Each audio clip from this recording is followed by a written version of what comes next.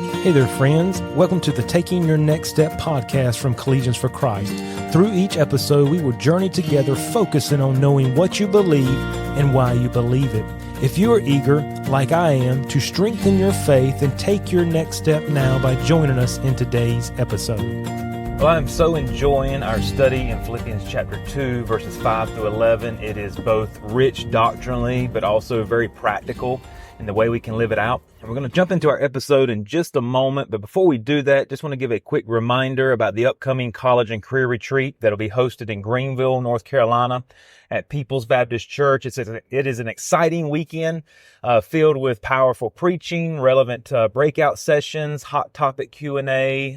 Me and my wife will do a real talk session, fun games, activities, a great time to connect with other young people. And also there's always delicious food, coffee, snacks, and so forth.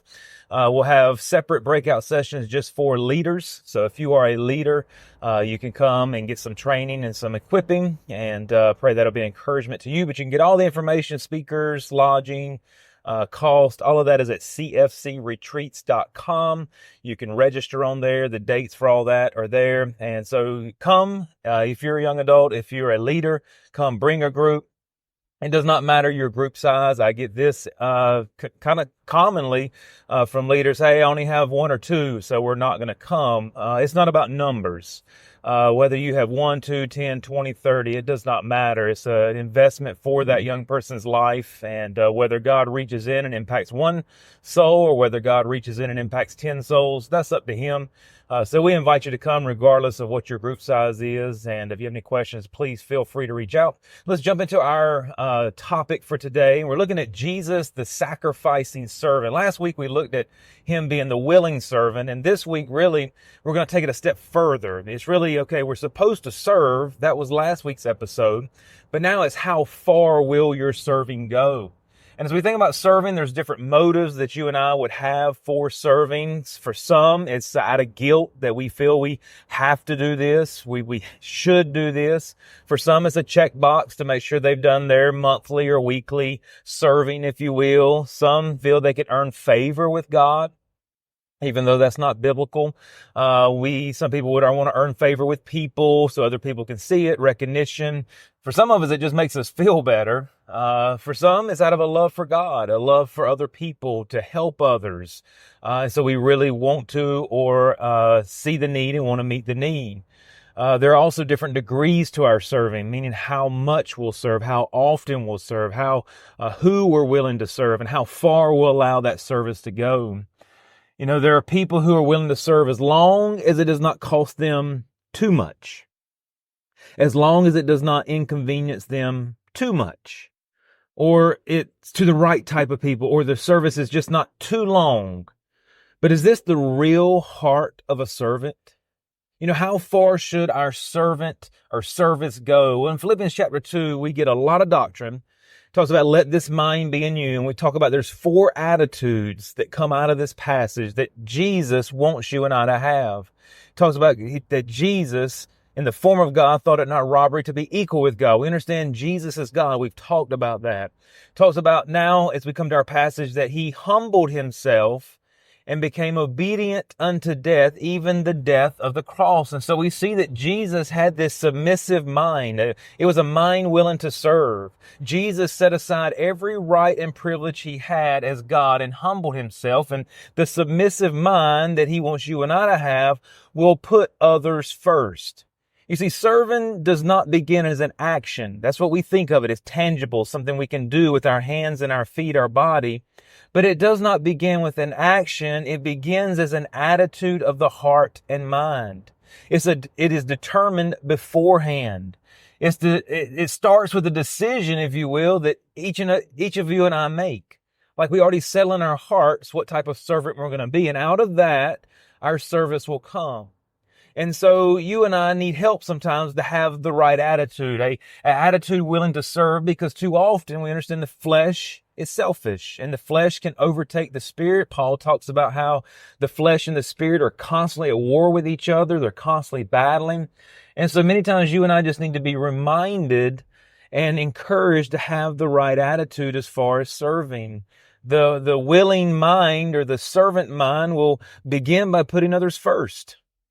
It'll regard others more than ourselves. It'll remember the love of God and the love that God has towards humanity. It will remember the sacrifice that God gave in His Son. As we sometimes we remember those things. It helps us to have the right mind frame. When we remember the commandments of God that we are to serve, when we see the illustrations of what Jesus did throughout the biographies of Jesus. I mean, you travel through Matthew, Mark, Luke, and John, and you see Jesus expending His time, His talents, everything He has for what? For other people, to serve other people. And He even said, hey, look, the grady didn't come here to be ministered to be served. I came to serve. Think about that. The King, the creator of the earth, God Almighty came here on earth to interact with humans, not to be worshiped, not to be bowed down to, not to have them do everything for Him, but the flip side, the exact opposite. He came to do everything for them. And so a willing mind must serve, but a willing mind must also be willing to suffer. We understand suffering is to experience something that we don't exactly like. It's bad or it's unpleasant. So Jesus was not only willing to serve, but He was also willing to suffer. And we're talking about suffering on the part of other people, or when we're talking about suffering, it's serving that takes something from us. It's serving that cost us something. You see, Jesus had already made up His mind what He was going to do. And this is where our serving many times stops. We don't want to serve if it's going to cost us too much. We don't want to serve to the point of sacrifice. But Jesus calls you and I as followers of Him to pour out ourselves, to pick up our cross and follow Him. That cross is an emblem of suffering.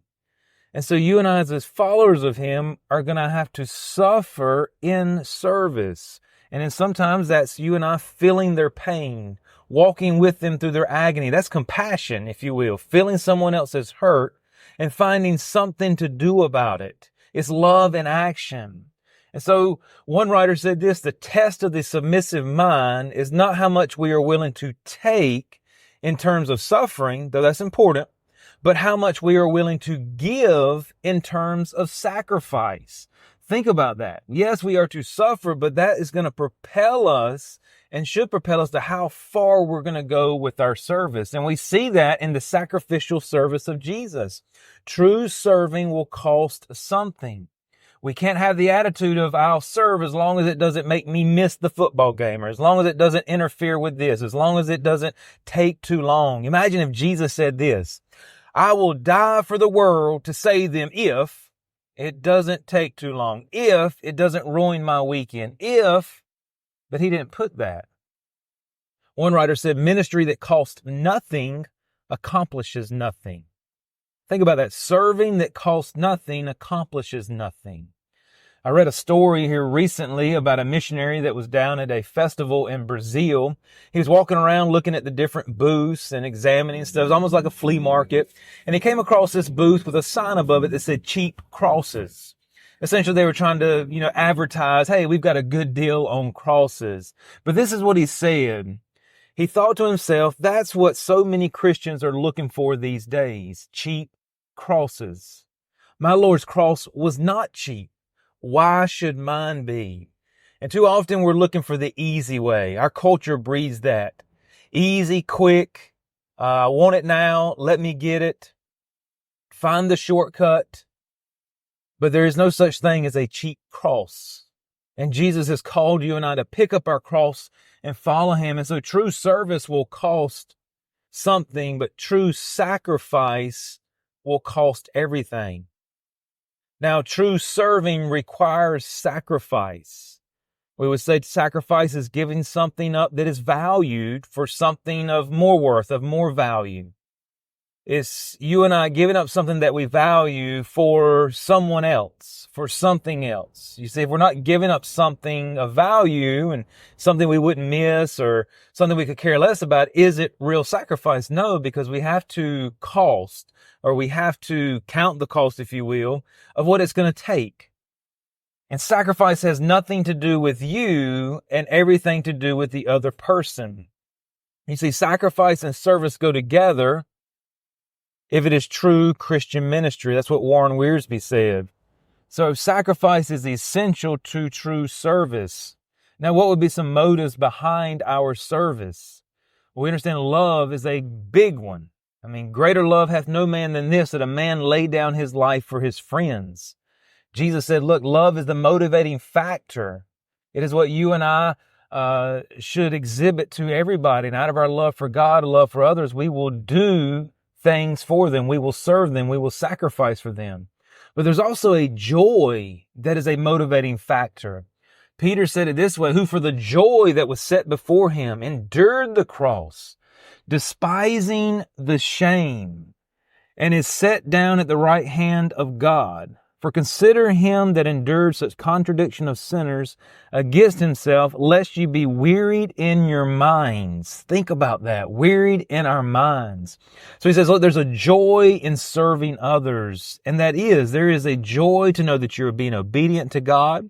There is a joy knowing that you're fulfilling the great commandment to love God with all your heart, mind, soul, and strength, to love others as yourself. There's a joy of seeing people impacted, seeing your sacrifice take root in their heart and life. And so often our lives are a testimony to people of Jesus. And so there is joy as a motivating factor. As we walk down through our passage, it says he was obedient unto death, even the death of the cross. And so we see the shameful death of Jesus. It was the most humiliating death that could occur. You see, Jesus set aside his rights and privileges as God and died the death of a criminal, which was the most humiliating death. If you correlate Isaiah 53 verses 5 through 10 with this passage, they kind of go a little bit hand in hand as it describes Jesus. But Isaiah was prophesying of Jesus coming. And he says this twice in that passage, that he opened not his mouth. He faced his trial. He faced his accusers. He faced the cross. And the Bible says he opened not his mouth. Think of that. An innocent man being charged and sentenced to death for a crime he never committed. I don't know about you, but I don't know that my mouth would be quiet. I think I would be screaming out that I'm innocent, that this trial is rigged, that this is a scheme, that there's somebody trying to frame me, but not Jesus. Why did Jesus not open his mouth? You see, his silence at his trial and his death reveals his willing acceptance of sacrificial service. He had already determined in his mind what he was going to do. You see, Jesus was wounded and killed not because he had to, but because he chose to. He agreed to do God's will. And that is what you and I having a servant's heart is. We already determined beforehand that we're going to agree with God and do his will. Jesus wrestled with it in the garden. Lord, if there be another way, let this cup pass from me. Nevertheless, not my will, but thine be done. You see, this was a horrific death, capital punishment of Jesus' day. It had extreme pain, heartless torture, and humiliation in front of the public. A willing death by crucifixion was the ultimate sacrifice, and Jesus did that for you. But it is also an example for you and I to do the same. Now, we may not be able to physically lay down our lives for others, but there's ways you and I can sacrifice. We can serve with it costing us something. The attitude we see here is I will serve others rather than myself by sacrificing something that is valuable to me for someone else. So as we close out, think about this. Every person you meet is a God opportunity to love and to serve. Every circumstance you encounter that God gives you is a God opportunity to love and to serve. And may you and I make the most of every circumstance, every person that God allows to come in our way. And as you go through your week, look for someone or something that you can do to serve sacrificially this week. Thank you for taking the time to listen. If this podcast has been helpful to you, please share it with a friend or subscribe to stay up to date on the latest episodes. You can connect with Collegians for Christ online for more information and resources at cfccampusministry.com.